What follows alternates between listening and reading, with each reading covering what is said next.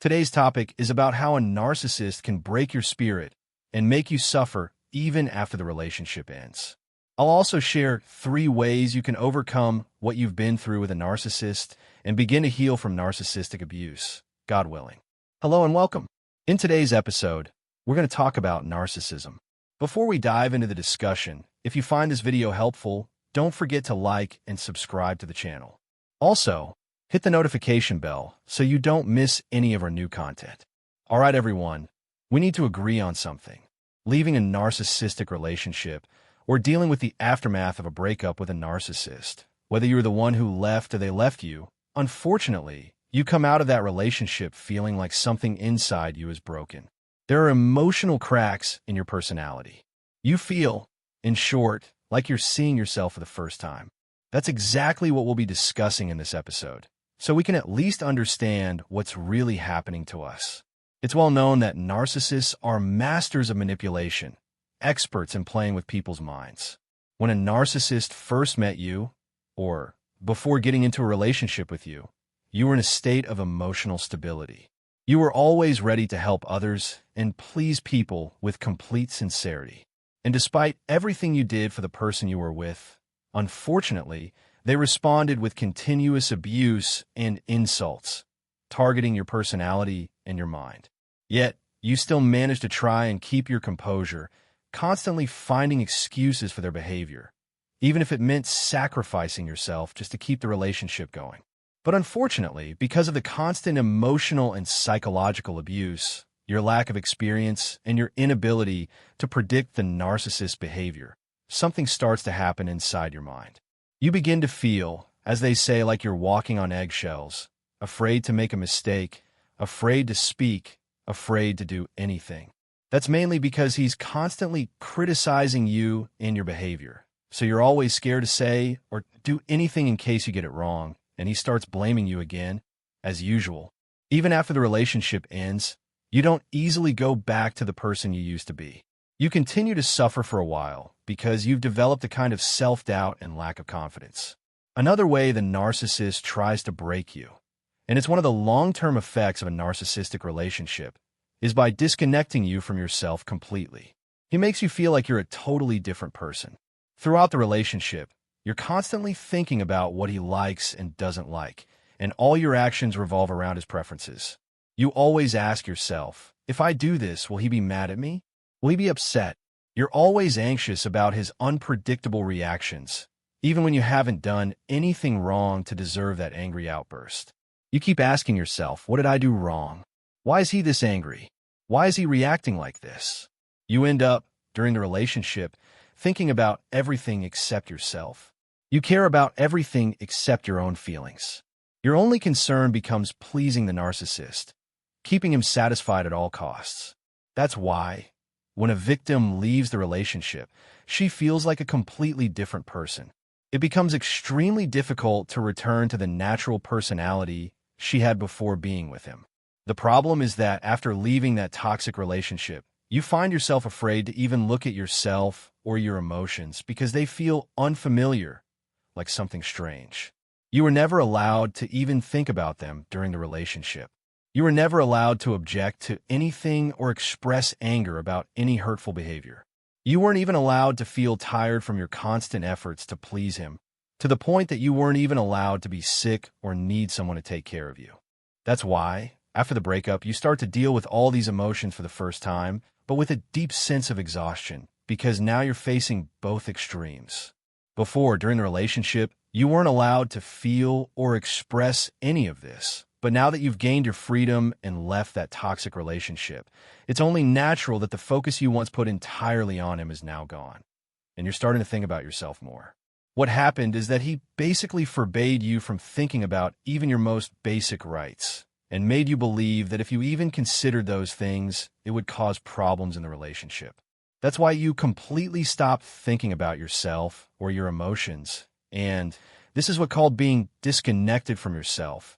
A painful and difficult thing to deal with, especially after separating from a narcissist. Another tactic narcissistic abusers use to break your spirit is to isolate you from everyone else. What we're talking about here is how a narcissist breaks your connections with others. A narcissist never allows you to have anyone in your life you can rely on or anyone who could help you, especially someone who might support you in overcoming the abuse you're experiencing. These are the people who could have helped you see yourself more clearly and care for yourself again. So, little by little, the narcissist manages to isolate you from everyone around you in such a way that, even after the breakup, you struggle to reconnect with others. These are the methods narcissists use to break you, to break your personality and your self-confidence. That's why it's so important to understand that leaving the relationship or ending the toxic connection isn't the final goal. Ending the relationship isn't the end of your healing journey. It's actually the very first step toward full recovery from the toxic relationship. That's why, as soon as you leave the relationship and find yourself in this state, you have to face yourself and ask, how can I return to my true self? How can I begin to fix and heal these wounds again? It's so important, in order to overcome the damage the narcissist left inside you, that you get to know your true self better than anyone else. Please, don't underestimate the power of this idea, because the most essential part of healing is knowing who you really are and completely avoiding the lies the narcissist planted in your mind, lies that made you almost believe they were true. Things like that you can't think for yourself, that you can't make your own decisions, that you can't live your life without him. Be careful. As long as you keep holding on to those beliefs, they will only weaken you further and deepen your sense of defeat, making it even harder to move past this phase. Your mind will keep generating feelings of fear and helplessness, and that's why you have to give your mind permission to focus on what you're really feeling. You need to completely change your lifestyle and your routine, so you can force your brain to shift away from the negative emotions you've been stuck in. Unfortunately, narcissists are experts at destroying relationships, especially the one they had with you.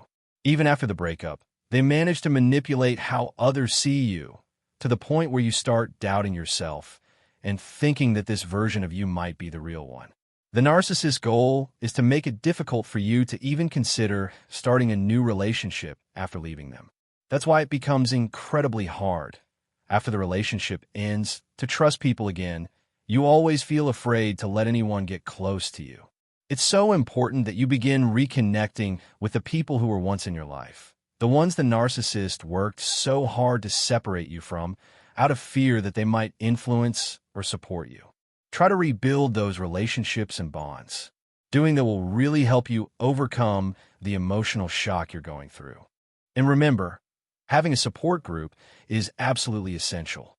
Your support group could be people who've been through similar experiences. Those will be the ones who understand you most and truly feel what you're feeling. Simply being able to open your heart and talk safely about what you went through is a very, very important part of the healing process from this kind of trauma. You need to learn how to rebuild the relationships you became disconnected from, the ones that were a main source of support for you during your journey with narcissistic abuse. I know this can be a little difficult, especially for people who have just come out of the relationship, but it's something absolutely necessary on the path to full recovery. When someone is mistreated by a person they love, someone who's supposed to make them feel safe, that's an incredibly deep and painful shock. You were supposed to feel secure with that person, someone who was supposed to love and protect you. The hardest thing in the world is to be hurt or betrayed by the person you trusted the most, the one you felt safest with. The hardest thing is when the person you love the most is the one who ends up hurting you and treating you badly. That's what forces you, without even meaning to shut down emotionally and isolate yourself, preferring loneliness over the risk of going through something like that again. To fully heal from the relationship, you have to clearly understand what really happened. You have to acknowledge that you were abused and traumatized by people to whom you gave your whole life, your attention, and your trust. People you believed were the ones who loved you most and cared about you. Because of all of this, because everything you believed in was shattered in front of you, it becomes very hard to trust anyone again. By now, all of us have learned enough about narcissistic abuse to be able to recognize whether the person you're dealing with might be narcissistic or toxic. That's why I believe you'll now be able to clearly tell the difference between people you can truly trust and reconnect with, and people who might bring more harm. Try to focus more on the people who genuinely care about you, those who truly have your best interests at heart, and strengthen your bonds with them. If you can truly do that, you'll begin to break the cage the narcissist kept you in for so many years.